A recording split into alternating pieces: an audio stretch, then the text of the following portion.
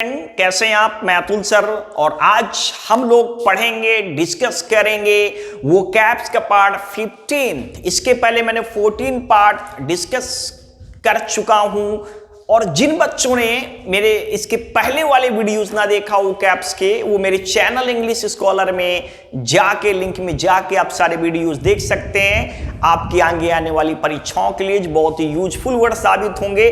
तो अब हम लोग मिलकर डिस्कस करेंगे वो कैप का पार्ट 15 निमोनिक तरीके से। निमोनिक का मतलब होता है कि याद करने का तरीका, दिमाग में बिठाने का तरीका। तो आइए जरा देखते हैं, गौर करते हैं पहले वर्ड से। तो बेटा जो पहला वर्ड आपका लिखा है बिविच।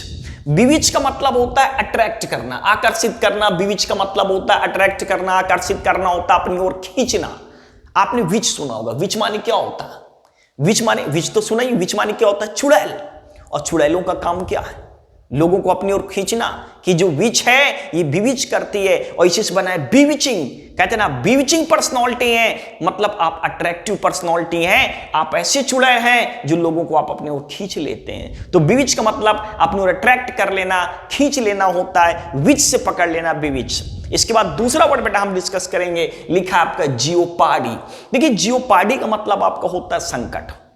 जियोपार्डी का मतलब क्या होता है? संकट। और जब से ये जियो का फोन आया हुआ है 90% विद्यार्थियों का भविष्य संकट में आ गया है, क्योंकि वो पढ़ाई नहीं कर रहा है, सब जियो में लगा रहता है। दिन भर मोबाइल में गेम खेलता रहता है, कभी ये देख रहा है, कभी ये देख रहा है। तो जियो की वजह से पढ़ने वाले बच्चों का जो भविष्य है वो जियो पार्टी में आ गया है। छोटे छोटे बच्चे जो पढ़ने वाले दिन भर मोबाइल देखते रहते हैं, मोबाइल में खेलते रहते हैं, पढ़ाई लिखाई सब बंद।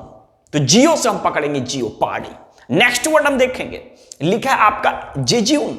और जेज्यून वर्ड का मतलब बेटा आपको होता है नीरस, डल। कहते ना मेरा लाइफ जिज्यून हो गया, नीरस हो गया। कैसे? आपने जून तो बेटा पढ़ा होगा। जून जानते हैं ना, जून के महीने में जबरदस्त गर्मी होती है और इतनी गर्मी में मन लगता नहीं किसी चीज में। कि चल रहा है जून, मैं हो चुका हूं जिज्यून, मेरा मन ही नहीं लग रहा किसी चीज को करने में, इतनी गर्मी पड़ती, सर बिल्कुल गर्मा से जाता है।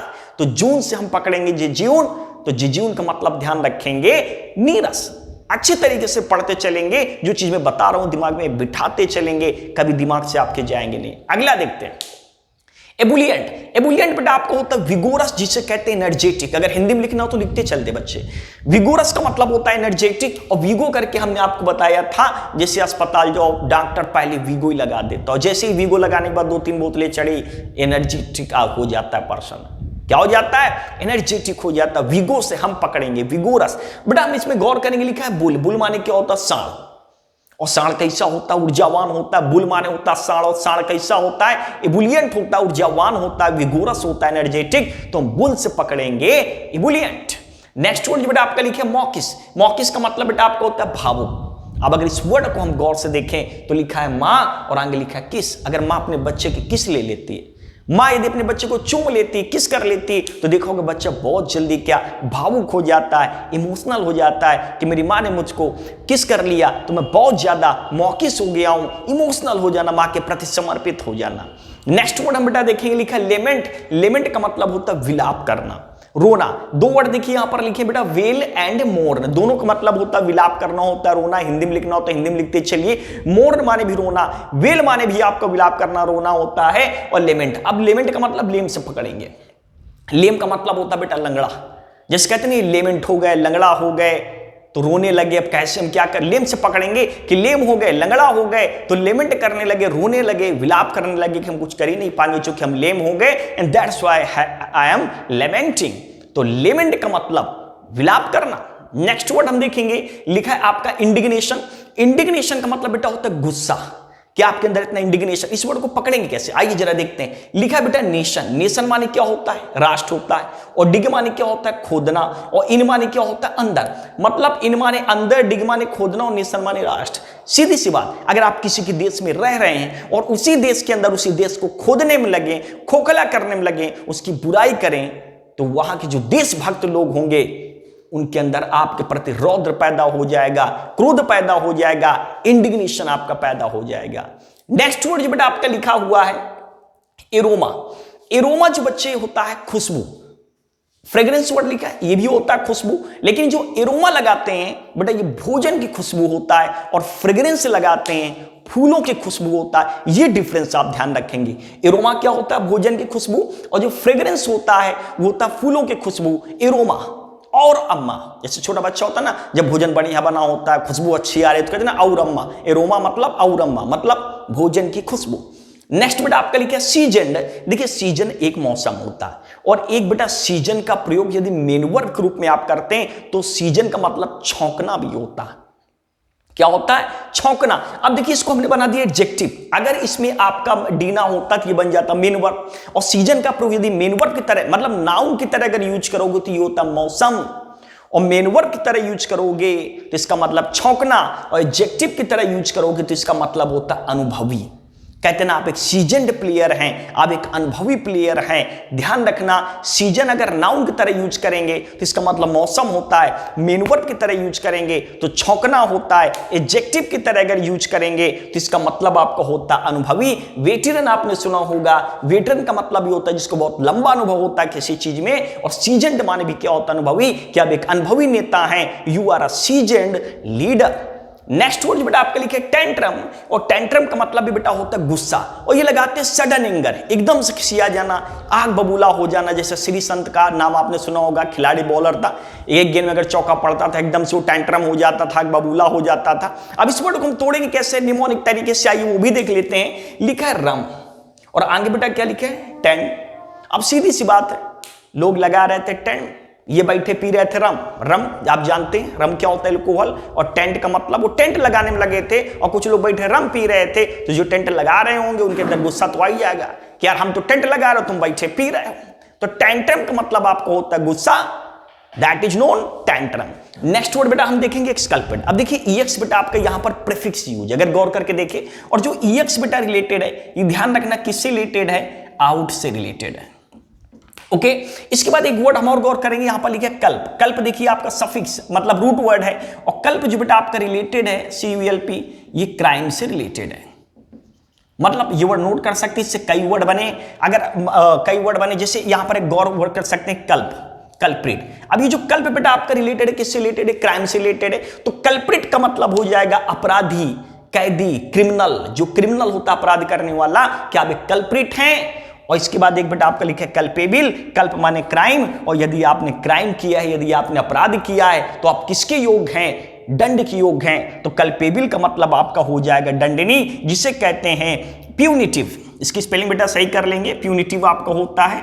तो प्यूनिटिव जो आपका होता है दंडनीय होता है, पनिश से बना। देखिए यहां पर लिखा हुआ है पनिश, दंड से रिलेटेड है कि नशा करना दंडनीय अपराध है। Smoking is punitive crime, smoking is culpable crime. तो बेटा ये कल्प से रिलेटेड है। तो किसी को अपराध से बाहर करने का मतलब आरोप से बरी करना। तो एक्सकल्पेट का मतलब आप ध्यान रखेंगे, किसी को होता है आरोप से बरी करना, कि आपने उनको एक्सकल्पेट कर दिया। एब्जॉल्व सिनोनिम से इसका बेटा लिख लेंगे, ये भी इंपॉर्टेंट वर्ड है, एग्जाम्स में कई बार पूछा गया। एब्जॉल्व पढ़ने में लग रहा है, अब हो जाएगा सॉल्व, परेशान ना हो। ए भी हटा दे, पढ़ने में क्या लगता है? सॉल्व, कि अब सब सॉल्व हो जाएगा, टेंशन वाली कोई बात नहीं। तो एब्जॉल्व का मतलब होता है आरोप से बरी करना, और एक्सकल्पेट का मतलब भी आपको होता है आरोप से बरी करना। एक वर्ड हमने आपको और बताया था एक्सोनरेट। एक्सोनरेट का मतलब भी बेटा आपको होता है आरोप से बरी करना। नेक्स्ट वर्ड हम देखेंगे, लिखा बेटा एक्सपैट्रिएट। अब इसमें भी गौर करके देखें तो EX किससे रिलेटेड है?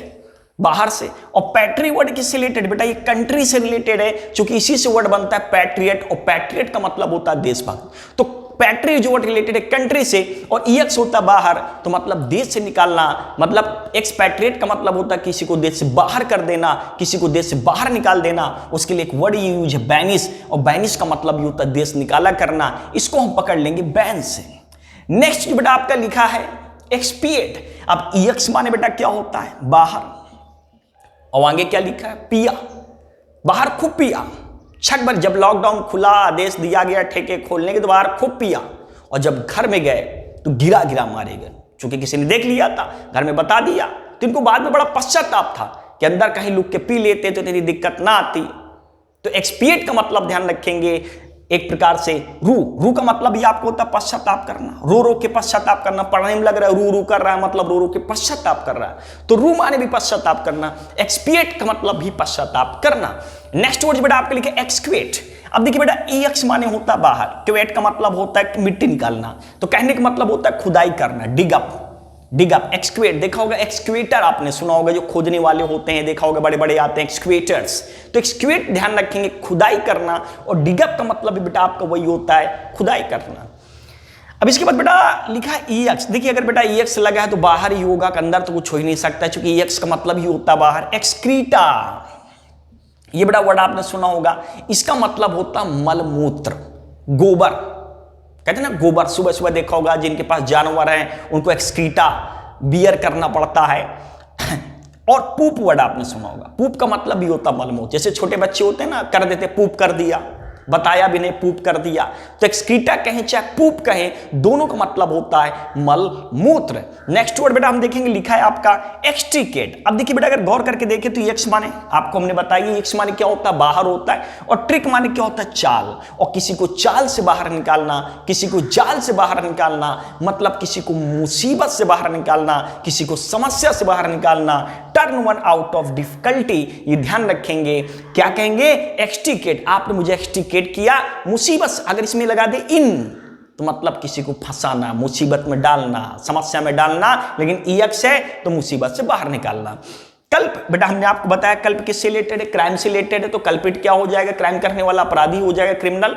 और अगर लगा दिया कल्पेबल, तो कल्प माने क्राइम, और क्राइम अगर जो करता है तो किसके योग होता है, दंड के योग होता है, तो कल्पेबल माने दंडनीय होता है। और प्यूनिटिव का मतलब भी आपको होता है दंडनीय, कि नशा करना दंडनीय अपराध है। Smoking is culpable crime, smoking is punitive crime. और इसके बाद बेटा दो वर्ड लिखे, ग्ली एंड ब्लिस।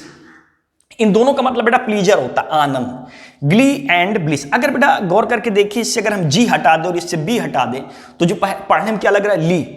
जैसे लोग होते हैं ना 50 ग्राम ले लेते हैं, 100 ग्राम लेते हैं, कहते आज हमने एक पौवा ली, 50 ग्राम ली, तो हमको क्या मिली, ग्ली। मतलब ली तो क्या मिली, ग्ली मिली, खुशी मिली। और वही बेटा इसमें भी पढ़ने में लग रहा है लिहिस, तो 50 ग्राम लिहिस, तो मतलब क्या मिला, आनंद मिला, खुशी मिली। तो ग्ली एंड ब्लिस दोनों का मतलब बेटा आपका होता है आनंद। और ग्लीफुल लगाओगे, ब्लिसफुल लगाओगे तो आनंदनीय हो जाएगा, चीयरफुल हो जाएगा। तो बेटा ये थे आपके द मोस्ट कॉम्पिटिटिव वर्ड्स, जो आपके परीक्षा की दृष्टि से ही मैंने यहां पर मेंशन किए हैं। ज्यादातर जो वर्ड पूछे गए वही डिस्कस किए जा रहे हैं, अननेसेसरी वर्ड का डिस्कशन नहीं किया जा रहा है। तो जो मैंने यहां पर पढ़ाया है इसको आप 2-3 बार देखें, अच्छे से समझें। जहां ना समझ में आए आप कॉल करके भी पूछ सकते हैं, बिल्कुल घबराने की जरूरत नहीं। अगर किसी स्टूडेंट को किसी भी प्रकार का क्वेश्चन पूछना है, ग्रामर से रिलेटेड, वोकैब से रिलेटेड, वो कॉल करके विदाउट एनी हेजिटेशन मैं उसकी समस्या का समाधान करूंगा। उसमें घबराने की बिल्कुल जरूरत नहीं है। और जो मैं पढ़ा रहा हूं, जो भी वीडियोस में पढ़ा रहा हूं, आप उसको शेयर जरूर करिएगा, लाइक जरूर करिएगा, सब्सक्राइब जरूर करिएगा। तो अब इसमें हम आज के लिए इतना ही रखते हैं। Thanks for watching this video.